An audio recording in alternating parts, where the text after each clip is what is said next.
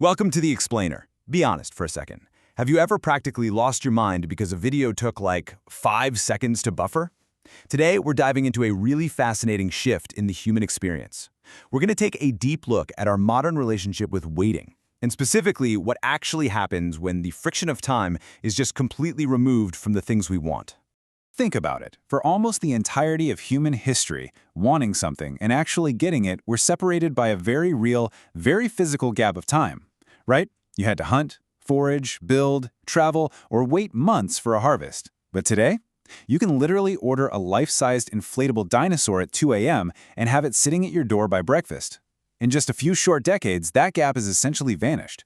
We live in a world now where almost every single human desire is just one click away. And that brings us to the massive anchor question for today's explainer. If humanity evolved its decision-making, its resilience, and really its entire baseline through waiting, effort, uncertainty, and anticipation, well, what happens to our minds when those barriers suddenly disappear? What are the actual psychological consequences of having totally frictionless gratification? Part 1. The pull of now. Why the brain favors the present. Okay, so to understand this modern dilemma, we first have to look at our evolutionary mechanics. Why are our brains absolutely hardwired to love immediate rewards? It is incredibly important to realize that the pull of now is not a bug in your programming, it's a feature. Our brains aren't just trying to be happy. They're constantly trying to reduce uncertainty and secure value quickly. Imagine an old marketplace. Holding a crisp apple today feels way more certain than the promise of a bushel next month, right? Immediate rewards are tangible. They're emotional. Delayed rewards, though, they're abstract. They take imagination and logic. Your mind isn't failing to understand the future. It's just giving extra credit to what is vivid, close, and available right this second. To really get this, we kind of have to completely reframe how we define a reward. People usually talk about instant gratification like it's pure pleasure-seeking, which frankly brings along a lot of unnecessary moral shame. But in real life, the strongest version of this is actually relief-seeking. A reward is so often just a response to a signal of unease.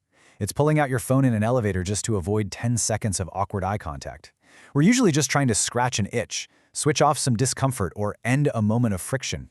Part 2. The hidden mechanism. Understanding the pressure valve. Let's look under the hood for a second. To see why this relief-seeking behavior gets so deeply ingrained, we need to understand how our internal tension builds up and eventually demands an exit. Your mind acts a lot like a pressure cooker. The steam inside doesn't care about your 5-year plan.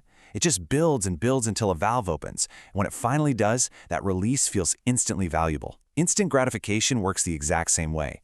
The mind reaches for a quick release, like a scroll, a snack, or a random online purchase, simply because the internal pressure of boredom, stress, fatigue, or loneliness is just overwhelmingly high. It's not always a lack of willpower. Sometimes it's literally a biological demand to release pressure. And this creates a powerful repeating 5-step loop. Check this out. First, discomfort appears. Second, your brain remembers a quick fix that worked before. Third, you take the reward. Fourth, relief washes over you. And fifth, your brain heavily stores this pattern.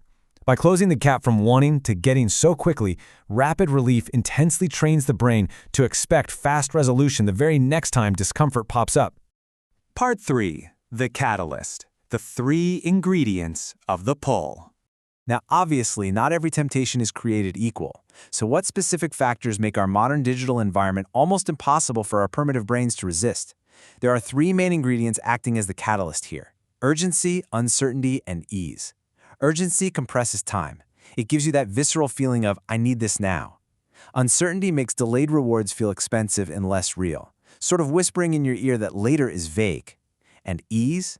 Ease is probably the most dangerous silent amplifier because it completely lowers the cost of taking the reward. Hey, this is right here. When these 3 ingredients perfectly align, like say an open drawer of snacks or a glowing notification right on your screen, your mind stops calmly weighing options and just reacts. Part 4. The reality check. The hidden trade-offs. But all this quick, frictionless closure, it definitely comes at a price. Time for a little reality check. Why is knowing better never quite enough? Why do we know that sleep, exercise, and focus are super important, but we still choose the shortcut anyway?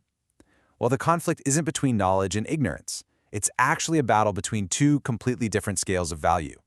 The value of relief right now carries immense emotional weight because it solves immediate discomfort. The value of a benefit later holds great strategic value, sure, but it requires patience and imagination. Instant gratification is always going to win whenever present relief simply feels bigger than a future cost. So, we end up making these invisible trade-offs. Yes, short-term gains give us relief, pleasure, convenience, and absolute certainty. We all know a 1 a.m. doom-scrolling session is easy and provides immediate novelty, but the quiet, accumulating costs are really severe. We develop less tolerance for discomfort, our attention becomes incredibly fragile, we leave ourselves with fewer options later, and we end up with a drastically weaker delay muscle. Every time we grab that immediate emotional certainty, we're quietly borrowing against our future capacity. It doesn't happen all at once, like a disaster. Instead, it gradually and silently reshapes our normal baseline, to the point where just ordinary effort starts to feel unusually heavy. Part 5. The expert lens. Repairing versus concealing. So how do we actually navigate this without falling into this endless spiral of guilt? We have to adopt an expert lens and just remove judgment from the equation entirely. Ask yourself this one ultimate question. What problem is the fast reward solving right now, and what future is it quietly borrowing from? You see, the question isn't whether fast rewards are inherently good or bad. The real question is, what job is that reward actually doing inside your mental system at this exact moment? It all depends on your system state. If your system is stable, you probably need direction, so fast rewards really should take a backseat. But if you're totally overloaded and need relief, a fast reward is actually genuinely helpful. And if you're completely depleted, a quick comfort can be fiercely protective. It's wild, but the exact same behavior, like, say, watching a few short videos, can be highly adaptive one day when you're just overwhelmed and entirely self-defeating the very next day if it becomes this chronic pattern of avoidance. Here is a brilliantly simple mental model you can take with you. Ask yourself, does this action repair the system or does it conceal the problem? A reward that repairs the system restores your energy, improves your focus, or reduces isolation. A 20-minute nap? That repairs the system and recharges your batteries. But endlessly scrolling social media just to ignore a looming deadline? That conceals the problem. It's just a patch. It delays action, makes your fatigue way worse in the long run, and creates a craving for constant novelty, which honestly just makes the actual work feel even further away. And you know, timing is absolutely everything here. It completely changes the moral meaning of a reward. Taking a break after finishing a demanding project, that strengthens your habit of completion. But taking that exact same break to avoid starting a project, that weakens your initiation muscle. It's the exact same reward, but totally different timing, which gives you completely different effects. Rewards don't just satisfy our desires, they actively train our expectations. Part 6. Thinking beyond the moment. A new baseline. By looking at the function of our habits, rather than just how they appear on the surface, we can establish a completely new baseline for how we interact with our deeply wired desires. You are no longer just someone trying to resist temptation using sheer, exhausting willpower. You are someone who can diagnose a system. You can look at a craving and objectively ask, hey, is this helping me recover, or is it helping me avoid?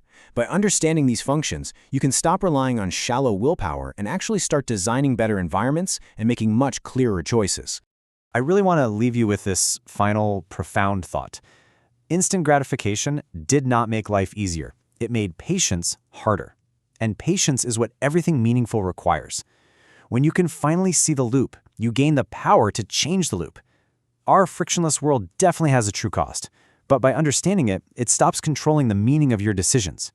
So the very next time you feel that overwhelming urge to pull out your phone just to escape a quiet room, ask yourself, what exactly are you running away from?